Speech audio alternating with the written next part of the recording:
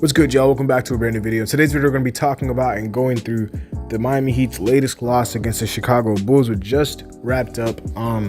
Terrible loss, to be honest. You know, they were coming off a 2-game winning streak, the Heat were, and it was a good time, a good game to build some momentum, get out of the play-in, get into the 6th seed. And unfortunately for the Heat, they kind of, laid a complete egg for majority of this game. Apart from maybe a quarter and a half, which might be even a bit generous. Like, they didn't really come to play, and the Bulls did. And what makes it even more embarrassing is that the Bulls were coming off a back-to-back where they played in a double overtime game last night, and the Heat had not played since Wednesday.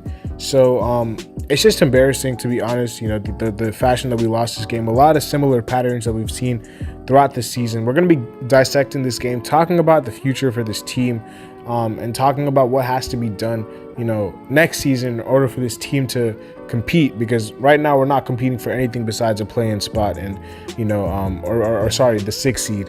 And, yeah, even with the 6th seed, we're probably a first-round exit. So this season is basically a wash, to be honest. I'm kind of just ready for it to be over.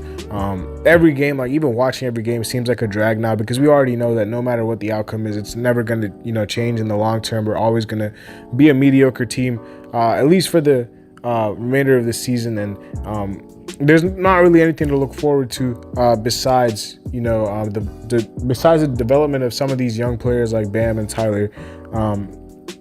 But yeah, we're gonna be talking about this game. We started off the game terribly, to be honest. The Bulls had a 14-point advantage at the end of the first. They had a 33-point first quarter, and yeah, from then on, like, the second quarter was even worse. Like, they had a 37-point second quarter. The defense was terrible.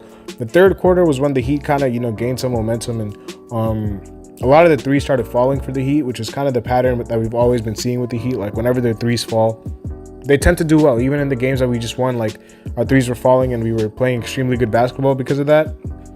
But when the threes are not falling, which they were not in the first half, the offense was extremely ugly. And the reason this team is so reliant on three-point shooting is because there's not really any creator on this team besides Jimmy. Consistently, like, Tyler's not like a consistent creator. Bam, obviously, is like a mid-range and creator. He's not like a three-level scorer at all. So the Bulls' game plan was very, very simple. They were clogging the paint and making sure that they were filling in the lanes and helping off of the three-point shooters and daring the shooters to beat them. And unfortunately for them, they did not do that. Like, and their game plan did not change. Even when the shots were falling in the third, like, they trust their defense, and they kept making sure that they were helping onto Bam. Like, Bam did not have any airspace this whole game. Like, he was getting crowded. There was people on him from every single, area of the paint. And yeah, it was tough. It was a tough game for him. Even on the glass, he was outmatched, and the team in general out-rebounded the Bulls, but none of us had, double-digit rebounds. Not one player on the Heat had double-digit rebounds. But yeah, we got to talk about, a lot of different things, but the shooting is the biggest concern right now, is because how reliant this team is on their three-point shooting. It's kind of like they live and they die by the three. And I mean, sometimes in the playoffs, like, if our threes are falling, we're one of the best teams in the NBA. Like, that, I'm very confident about that, because our defense is, even though tonight it wasn't the best, like, when we're locked in defensively, we're really good.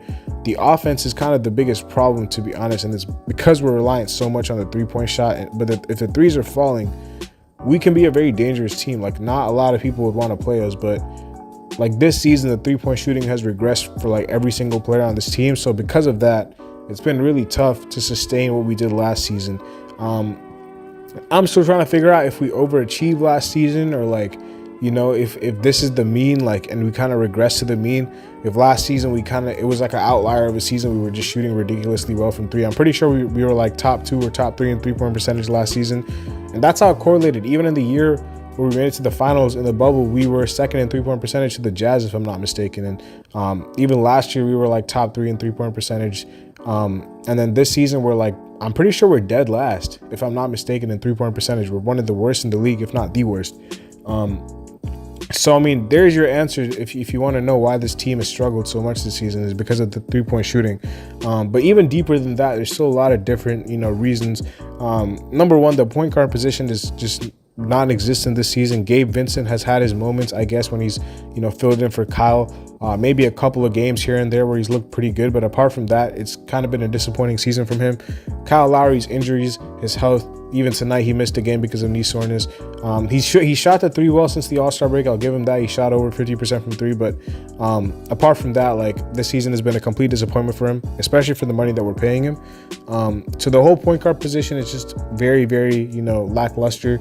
The power forward position has not been replaced from PJ Tucker last season. I know a lot of people thought Kevin Love was the savior. I'm sorry, like, he's not been playing well. He's not. Kevin Love has had little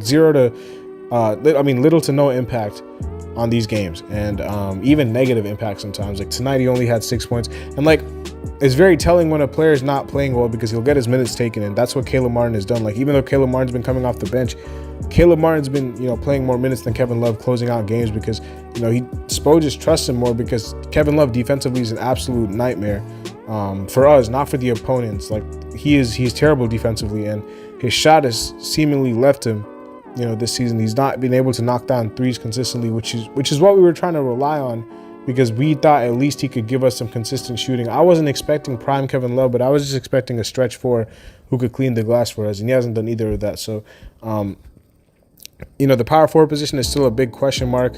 And then apart from Jimmy and Bam, Tyler has had, like flashes and spurts here and there where he's looked pretty good, but, it just has not been consistent.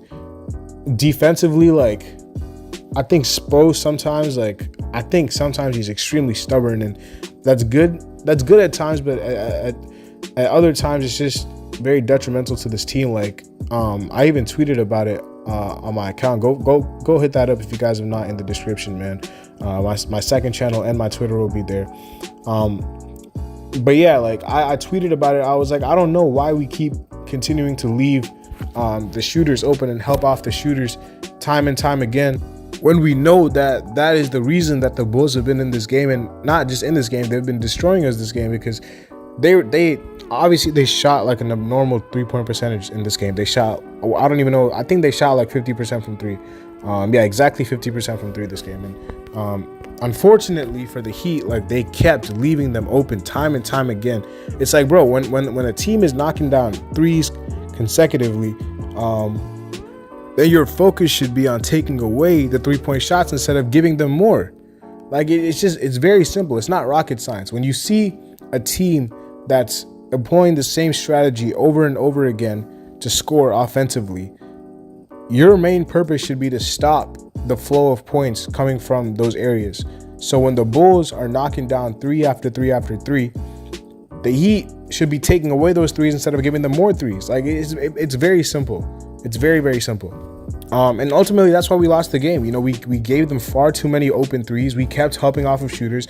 The blitzes and the traps are cool, but you have to recover to the shooters faster if you want that. There was one possession, and I know this was only one possession, but there was multiple possessions like that across the game. But this one possession was the one that I noticed the most, because we helped off of Zach LaVine, and we doubled DeMar DeRozan on a three, because I think it was a double. It was a blitz on Zach LaVine. And then Zach LaVine got the ball out of his hands to someone else, and then DeMar was wide open for three.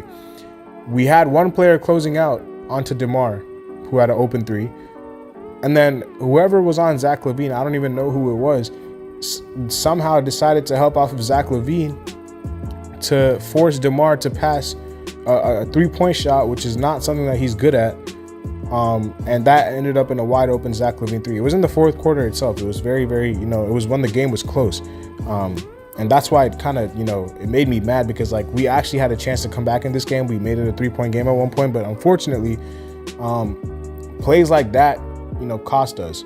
And then at the end, we kind of just gave up, transition opportunities for Kobe White, turnovers by Hero.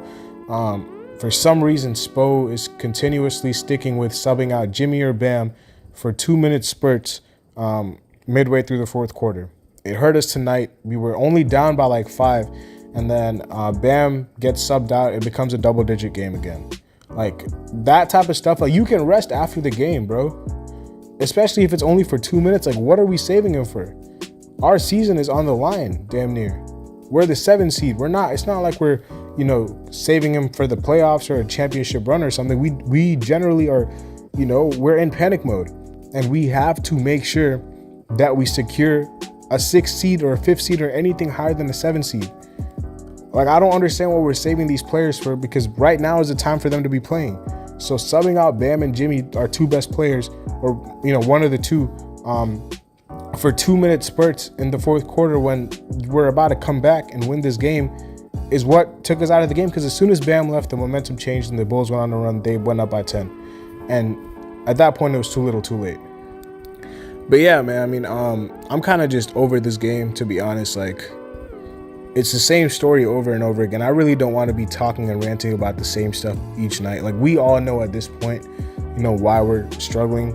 And it's just on the team next season to figure it out. Because this season is a wash.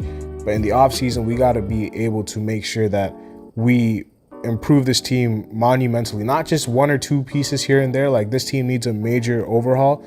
And whether that's a rebuild, whether that's, you know, trading Tyler Hero for a start, whether that's, you know, moving Kyle Lowry, something has to happen for this team to change. And I guess we're just gonna have to wait till the offseason to figure that out. But yeah, we're gonna wrap it up here, man. Make sure you guys leave a like, subscribe, comment down below. Let me know down in the comment section. Yeah, man, let me know down in the comment section what you think about this team. Go check out my 2nd channel, and go hit up my Twitter, which will both be in the description. That's it for me today, man. I'm very disappointed in this game, but I'll see y'all later as always, man. Have a nice day. Peace.